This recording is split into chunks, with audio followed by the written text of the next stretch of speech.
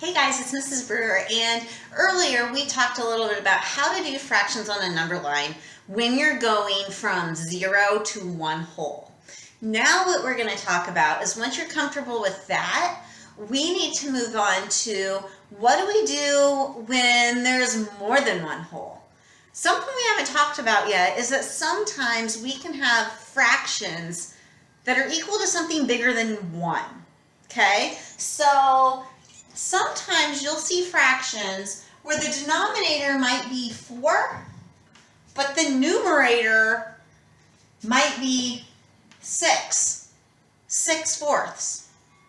Well, that's strange because there's only 4 fourths in 1 whole. If I was going to draw this and I would draw the 4 fourths, well, I don't have enough fourths to make 6 fourths.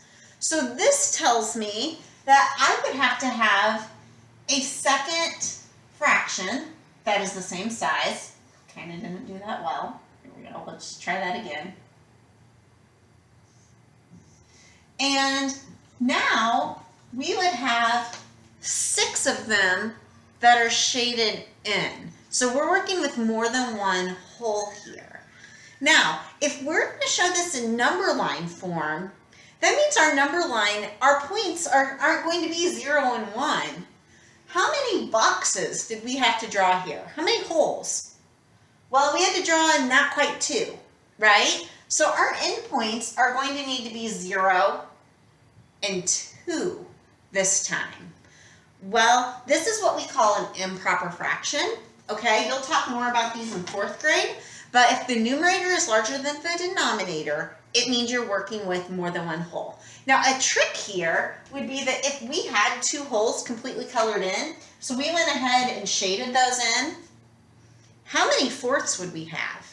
Well, they're not going to be eighths because each one of these is a whole and we have to count the pieces in the whole, right? So this is 4 fourths and this is 4 fourths. Now what we could do here is we could say, well, let's just add the numerators and the denominator is going to stay 4. Okay, we did not change to eighths because there's now 8 pieces. We're still in fourths because that's how many is inside one rectangle. Got it? So we could say, okay, 4 and 4, that's going to stay 4 because that's how many pieces are in each whole. Now 4 plus 4, what's 4 plus 4? 4, 8. Okay, so this would actually be 8 fourths, which was equal to 1, 2 holes. Now notice something. Sometimes you can tell how many holes there are because I could look at this 8 over 4 as a division problem. Okay, let's think division. Division would be your larger number divided by one of the smaller numbers split into that many pieces. If we take 8, we split it into groups of 4. How many groups do we have? 8 divided by 4, 4, 8. That's 2. So how many holes do we have? We have 2 holes. Okay, now let's look at our number line here, now that we've talked a little bit about it with the pieces. I notice my endpoints are 2. The first thing that I want to do on this is I want to go ahead and I want to put in my holes. So I have 0 and 2. Well, I'm going to need to go ahead and add a hole for 1 hole. Okay? Now, I like to do this in 2 stages. First, I like to kind of put my blinders on and only focus from 0 to 1. All right? So I'm going to put parentheses around just so we're like, that is where we're focusing for right now. All right, when I do that, from 0 to 1, how many equal pieces does that need to be broke into if we're going to show 6 fourths on a number line? Well, from here to here, my denominator says 4, so I'm going to need 4 equal pieces from 0 to 1. And I'm going to remember that 1 whole is equal to 4 fourths, so I do not need to put an extra line for the fourths. Okay, so here's a half. Here would be my other 2. Let's go ahead and let's just label these fractions so it makes it a little easier for us. Okay, I've got 1 fourth. We're going to go ahead and start with 0 fourths. 0 fourths, 1 fourth.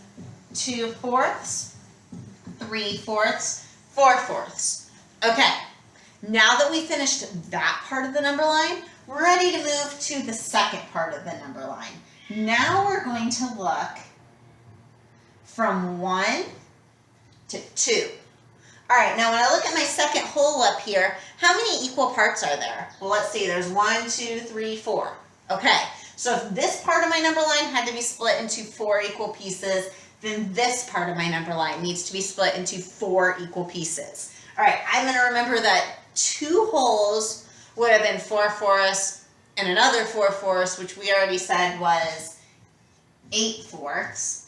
Okay, and I'm going to go ahead and split this the same way I split the one over here. So I drew 3 lines. Okay, now all I do now is I'm just going to keep counting by ones. All right, so I went 0/4, 1/4, 2/4, 3/4, 4/4. What comes after 4? After 4 comes 5. So I'm going to go ahead and say 5/4. Then all the denominators are going to stay 4, so I can even go ahead and write those in. 4/4, 5/4. After 5 is 6. So we're going to go ahead and put the 6. After 6 would be 1, 2, 3, 4, 5, 6, 7. All right, so I put the 7. Now I'm ready to go ahead and put dots on for where do we find 6/4 on this number line. We find 6/4 right here. So I'm going to go ahead, I'm going to put my dot, my point, and let's label it point D.